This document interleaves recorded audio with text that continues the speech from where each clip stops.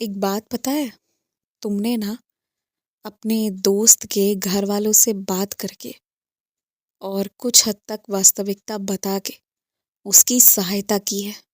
उसे घर पे कोई डांटेगा नहीं, बल्कि उसे आर्थिक और मानसिक दोनों रूप से घर वालों से सहयोग मिलेगा।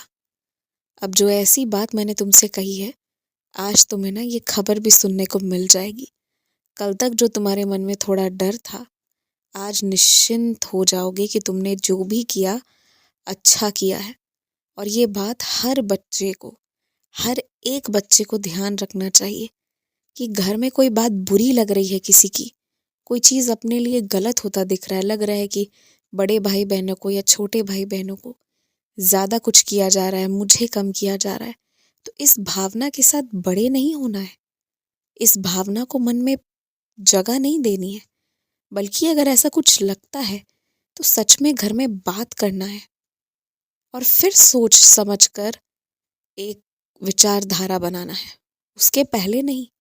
अगर घर वालों से बात नहीं करोगे, समझाने की कोशिश नहीं करोगे कि तुम्हें कहाँ लग रहा है कि तुम्हारे साथ भेदभाव हो रहा है, गलत हो रहा है, तो घर वालों को समझ नहीं आएगा, कुछ भी नहीं। और जब उनको कुछ समझ में आएगा नहीं, तुम बोलोगे नहीं, तो जो चीज़ें हो रही है वो वैसी ही होंगी और तुम्हारा मन अंदर ही अंदर कड़वाहट से भरता जाएगा। और अगर इसकी भनक गलती से किसी एक बाहरी व्यक्ति को पड़ी ना, तो वो घर तोड़वाने की क्षमता रखता है। इसीलिए घर की बात ना सबसे पहले, कुछ भी ऊपर नीचे लगे, अच्छा बुरा लगे, घर वालों से करो, क्योंकि जहाँ की बात है वहीं सुलझेगी, कोई दूसरा नहीं आएगा सुलझाने। हो सकता है आज तुम्हारे घर के बाहर तुम जहाँ भी जाओ, वहाँ का माहौल थोड़ा तनावपूर्ण हो, तुम्हारे वजह से नहीं, तुम्हारा तो कोई लेना देना भी नहीं होगा, आपस में कुछ लड़ाइयाँ होने की वजह से तनावपूर्ण माहौल होगा। तो आज तुम शांत रहना, चुप रहना, अपनी कोई प्रतिक्रिया मत देना, अपना कोई बात कुछ बोलने मत जाना, अपना अलग रहना, काम करना और हट जाना। और मैं हर बच्चे से ये चीज़ कहता हूँ, तुम अगर नियमित तौर से कहीं जाओगे आओगे, एक समूह एक झुंड तो बन ही जाएगा।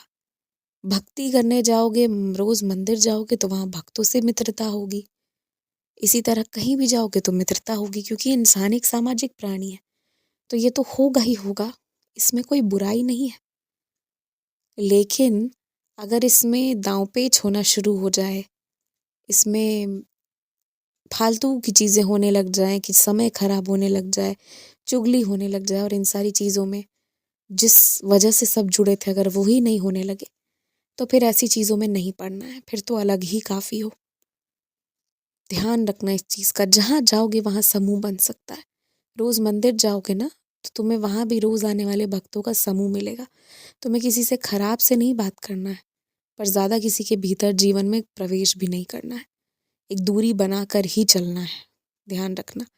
और तुमने कुछ-कुछ संकल्प लिए थे, तुम्हारी इच्छा पूरी होने पर तुम प्रसाद चढ़ाने की कामना 2 मंदिरों में करके आए हो, और वो दोनों काम इस हफ्ते निपटाने की पूरी कोशिश करना अपनी तरफ से, क्योंकि तुम जो चाहते थे वो हो गया है, तुम्हें मिल गया है। तो तुम्हें भी अपनी ज़ुबान पर पक्के रहते हुए सोचा था जैसा, उस अनुसार प्रसाद चढ़ा देना चाहिए। खुश रहो, आयुष्मान भव।